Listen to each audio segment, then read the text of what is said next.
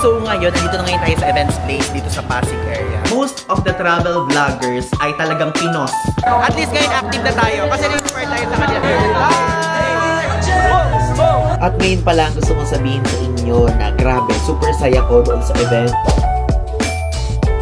Guys, I'm back again with another video at ngayon po nakita nyo naman at nabasa nyo sa title, ito po ay isang special episode na kung saan hindi pa tayo magta-travel dito sa video na to, but ngayon kasi ay isang event na kung saan very special for me and I think very special for you din dahil ngayon po attend tayo sa first ever Klook Creator Awards, okay? And aside from that, sa mga awards thing na ganyan, parang yung mismong event na yun, parang tinuturing ko siya, like ako personally, na talagang parang ABS-CBN Ball or GMA Gala ng mga travel vloggers. Dahil ang expected po na pupunta sa event na yon ay 300 KOLs or 300 travel vloggers. Okay? So, kasama na ako doon. So, 299 na lang. Okay? So, ngayon nga pala, andito tayo ngayon sa Pasig area or sa hotel na kung saan Santorini Hotel. And kasama natin ngayon dito ang ating friend na si Kokoy Lim! Ayan! O, diba? Nakita nyo na po siya sa vlog ko sa Chiang Mai at nakita nyo na din siya sa vlog ko sa Taiwan. And more travels with you. Ayan, pupunta kami sa bawal muna. Papakita ko sa inyo. Pero sa January, abangan nyo. Kasama ko ulit yung mga travel friends ko. So ngayon, iniintay ko na lang din yung isa ko pang kasama dito na si Archie. Kasi guys, ngayon ay syempre, event yon na kung saan napakadami nating mga mamimit. And, guys, mamaya, talagang nag-get up talaga kami. Pinaghandaan namin lahat to, kaming magkakaibigan. And aside from that, syempre, madami tayong mamimit doon for the first time. Lahat ng mga nililook forward nyo na travel vloggers na makita sa frame natin or sa mismong vlog natin is possible na makita natin doon. Dahil, according sa Klook, is most of the travel vloggers ay talagang Pinos. What I mean is, inihinto muna ang pagta-travel at paglalakbay sa buong mundo para maka-attend dito. Like ako mismo, personally, okay, i-reveal ko na since dinitch ko naman yung flight. Ngayon po, dapat pupunta tayo ng Kuala Lumpur dahil may pupuntahan tayo. At i-unlock na nga na dapat natin ngayon yung ating 14th country, 15th country. Nakalimutan ko na, lalagay ko na lang dito as text yung totoo at yung tama. And yun, dinitch natin siya muna at to give way sa event na to kasi very memorable for sure to for me and for everyone na gumagawa ng travel content. Okay? So, abangan na lang natin yung ating stylist. Wow, may stylist! Okay, so papakita ko sa inyo mamaya yung pagpe-prepare namin. Okay, so habang iniintay natin yung mga kasama ko na matapos maligo, ganyan. At ngayon, gusto ko muna i-share sa inyo kung bakit super special sa atin din nitong mismong awards night na to. Dahil po, kung hindi nyo nakita o kung na-overlook nyo, ay tayo po ay na-nominate dito sa event na to, sa awards night na to, sa Klook Luminary Award. Or ibig sabihin nun yung mga nagbibigay ng mga informative vlogs, mga detailed insights, ganyan, vlog at TikTok videos, okay? And ito po ay hindi Klook ang nag-nominate dito, kundi ang mga Klook creators. Or ibig kong sabihin is ang nag-nominate dito is yung mga travel vloggers, yung mga kapwa travel vloggers din natin. Kaya I'm so happy. Maraming salamat. Kung meron mang travel vlogger na nanonood dito, maraming salamat po at ni-nominate nyo ko at ang mga kaibigan ko sa industriya na kung saan ay napili nyo ko na nominado sa Klook Luminary Awards nga, which is yun nga yung pagiging informative natin. So, maraming salamat at nagbunga ang ating paggawa ng vlog na kung saan bawat isang bagay sa hotel talagang ine-explain natin, mga tours na mga pinupuntahan natin, ine-explain natin, mga itinerary, airport arrival, hotel tours, ganyan. Super detailed talaga. And thank you po at nakikita nyo yun. At ngayon pa lang, nagpapasalamat na ako kasi ito yung mga awards. Ayan, 4 po ang awards na kung saan mga Klook creators ang nag-nominate. So ayan, nakikita nyo. At isa doon, sa 4 na awards na yon ay nominated tayo. Which is thank you. Thank you talaga. Na-appreciate ko yon. Again, sa mga Klook creators o sa mga travel vloggers, sa mga KOLs na kasama ko, thank you so much. Kumbaga kung manalo man tayo o hindi, talagang winner na tayo. Dito pa lang sa nominasyon na to, o di ba? Ganun yun.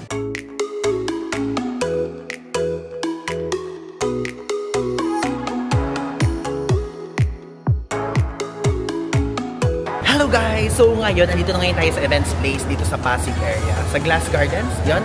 So ayan, as you can see, K-pop po ang atake natin ngayon. And actually, pretty chic yung mismong team. At ngayon, nag-ayos tayo ng ganito. So, ito po ay styled by Nash August. And, ayan, tignan nyo naman. K-pop nga siya. Tapos meron tayong quintas dyan. Ito, actually long yan. So, ngayon, tara, pumasok na tayo. Okay guys, so nakalimutan ko na mag-vlog at kayo kalagitnaan ng mismong event. Ayan, so tingnan nyo kung sino katabi natin. Katabi natin si Marvin Tomaco. Ayan, ano ba tawag sa mga viewers? Wala. Fresh from Taiwan. Yeah. Fresh from Bali. Oh. Fresh from Philippines. Yay! Nanalo si ano guys, si Hazel King.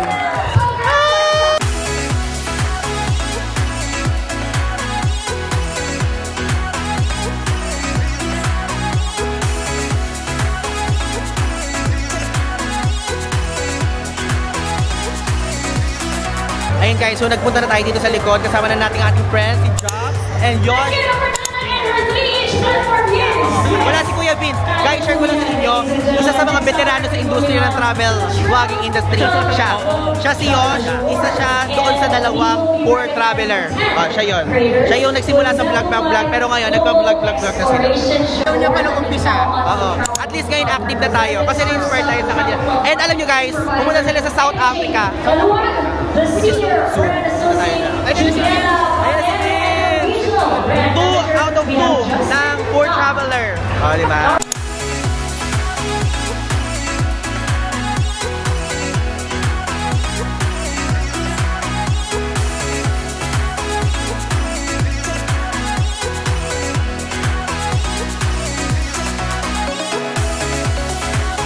So guys, meron tayo na-meet na viewer dito. Ano pangalan niyo kuya? Steven Travels PH. Ayan, narinig nyo ba? Ilalagay ko sa subtitle. Pinanonood daw niya lagi yung vlog natin at sabi niya, napapagod daw siya sa atin kasi everyday tayo nag-upload. Eh syempre, kailangan natin maging masipag. Kaya sipag mo sa vlog, yung nakakaingit sana araw-araw. Naka-long form. Huwag kayong mag-alala. By ngayon, as of the moment, naka-ready na po ang 2025 lineup natin. Abangan nyo yan. Thank you. Nice meeting you. Bakit naman ito libot na libot? Ay, hello Jazz! Ivan! Hello! Alam mo bang Jack ang closest sa close? Yan ang roommate ko lagi. Roommate ko po lagi sa mga... Hindi! Malinis naman, malinis. Ito kapatid ko nagpapa. Kag-store, malakas. Ay, hindi niya alam. Ako ang... Hindi niya alam. Grabe ito kag-store. Ano yun? Hindi niya alam. Uy, balita ko mag-Switzerland ka. Yes. Good luck. Enjoy. Mahirap mo. Ha? Ay, hindi ko pala pupuntahan. So guys, kasama natin ngayon si Dave saka si Marvin. Ayan! Nasa order pa pasali dito. Grabe. Ngayon gusto ko sabihin sa inyo, si Marvin, napanood ko siya sa Kaohsiung dahil sa Matcha Donut something. Tapos nag-emote-emote siya, sarado pa yung Dragon Tiger.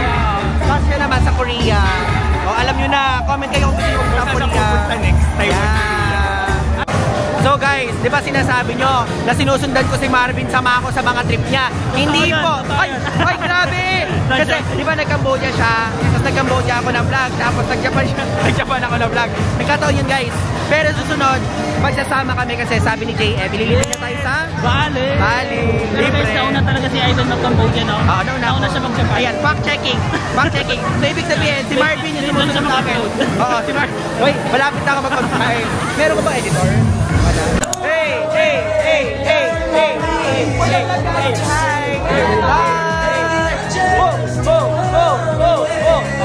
Okay guys, pass the Osmo Pocket Challenge. Pero dahan-dahan lang, anong topic?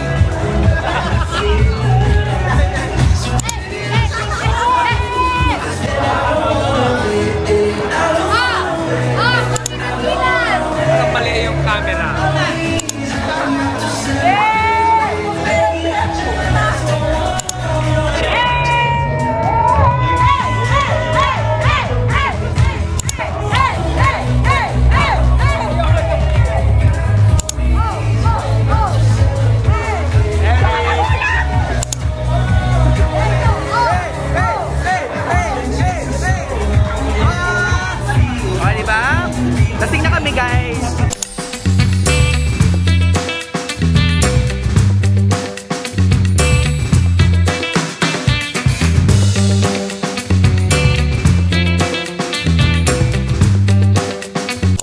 so ngayon, nakauwi na tayo from doon sa hotel natin na tinuluyan natin, di ba? Dahil nag-overnight nga tayo, nakita niyo naman yung sa pinakita ko nung una, kasama ko yung mga kaibigan ko.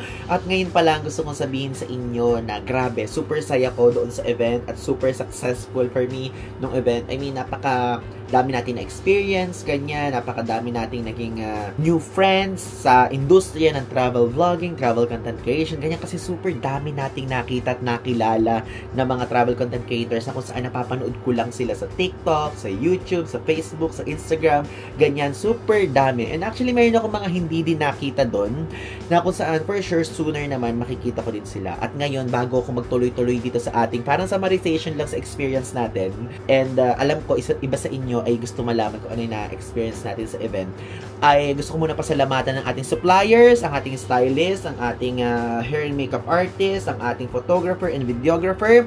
And gayon, gusto ko muna pasalamatan syempre ang stylist natin na si Nash August, okay? So si Nash August, if ever, ilalagay ko dito yung Instagram account niya.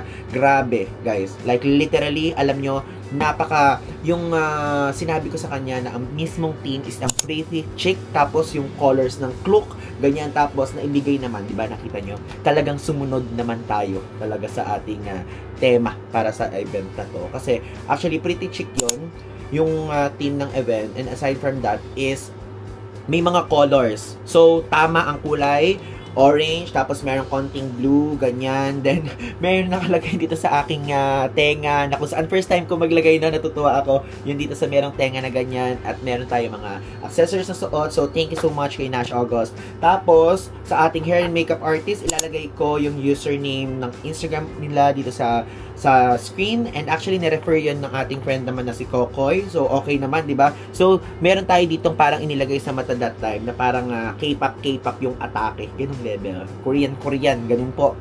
Tapos yung hair natin, okay siya, nagustuhan ko. And syempre sa photographer and videographer natin, okay, sa event na to, na kumbaga ay talagang kinover ang ating paglalakad, pakikipag-meet sa mismong event na yon, si Rax Mercado. Ay lalagay ko dito yung username niya para if ever kung gusto niya din kunin, ganyan, pwede niya din kunin. Okay? So maraming salamat sa suppliers natin, at ngayon magtungo na tayo sa ating experiences sa buong event. Okay, so ngayon gusto ko naman sabihin sa inyo na dun po sa event nanalo tayo ng 2 awards. So unang napanalunan natin is yung The Travel Club Globetrotter Award. So ayan, mismong si The Travel Club yung namili po nito na manalo tayo. And actually, nung sinishare namin, kami magkakaibigan, kung ano ibig sabihin nito, is parang pagiging gala, guys. Yung mahilig mag-travel, talagang ganyan. So maraming salamat, World Traveler. And aside from that, meron silang regalong ganito. May regalo silang maleta na carry-on na yellow. Grabe, very yellow. Yun nga lang, parang sinabi ko noong una, ay, medyo dumihin yung yellow, ganyang level. Tapos, aside from that, meron silang pa-souvenir na ganito, which is ang laman nito, parang, yan, parang, hindi ko pa alam kung ano to eh. Hindi ko pa siya binubuksan. Pero towel siya, parang towel. Tapos, merong padlock. Tapos, aside from that, is, ayan, merong name na ganyan, na nakalagay World Traveler, tapos The Travel Club. Tapos, may kasamang Hydro Flask. Ayan, maraming salamat po sa Hydro Flask. Ayan. Tapos, meron ditong snake gun. So, ito magagamit natin to. Alam nyo naman, ako po ay isang mainitin na tao. So, okay yan. Tapos, may kasama maliit na bag. Small bag. Tapos, itong next award natin, ito po ang Top Hotel Creator Award. And actually, alam nyo, hindi ko in-expect na tayo po ang mananalo nito. Yes, tayo. Kasi hindi ko ito makukuha, kundi dahil sa inyo. So, ngayon pa lang, maraming salamat po sa inyo. Kasi itong award na to, ang Top Hotel Creator Award, ito based on data ni Klook, na kung saan ay isa ka, top hotel creator ka na nakaka-generate ng sales sa hotels, ganyang level. And aside from that is, gusto kong kayong pasalamatan dahil hindi ko ito makukuha kundi dahil nga sa inyo. Dahil di ba mga gumagawa ako ng vlog sa TikTok, dito sa YouTube, like very informative. And di ba, nakikita niyo naman at napapansin niyo naman na talagang iba talaga ang dedikasyon ko sa paggagawa ng mga hotel vlogs. Kasi separate vlog ko siya lagi ginagawa. Kasi gusto ko ay kapag kunyari yung isang traveler naghahanap ng hotel sa specific location, kunyari sa Kaohsiung, kunyari sa Bali, kunyari sa Hong Kong, kunyari sa Singapore, ganyan, kapag nag-type sila based sa SEO, parang ganyang mga level. Kasi usually budget hotel in Singapore. Kunyari, sasabihin nga, affordable hotel in Singapore, luxury hotel in Hong Kong. And medyo na-OC ako sa part na kaya may mga specific vlogs ako na ginagawa, ganong level. So, hindi ko siya isinasama sa ibang vlogs, ganyan. So, meron na nga ding mga nagsasabi sa atin na bakit naka-separate vlog pa yung mismong mga hotel, which is ako po kasi gusto ko talaga specific vlog yon. And aside from that, informative na kung saan talagang ine-explain ko mapa front desk, mapa lobby, mapa toilet, mapa kung merong living room, tapos kung ano yung services, yung location, yung budget. Kaya natutuwa ako dahil kung hindi dahil sa inyo, hindi ko ito makukuha. O, diba? Sulit po ang ating pag-explain ng mga bagay-bagay talaga sa hotel. Like, yung mga specific details, maraming salamat po.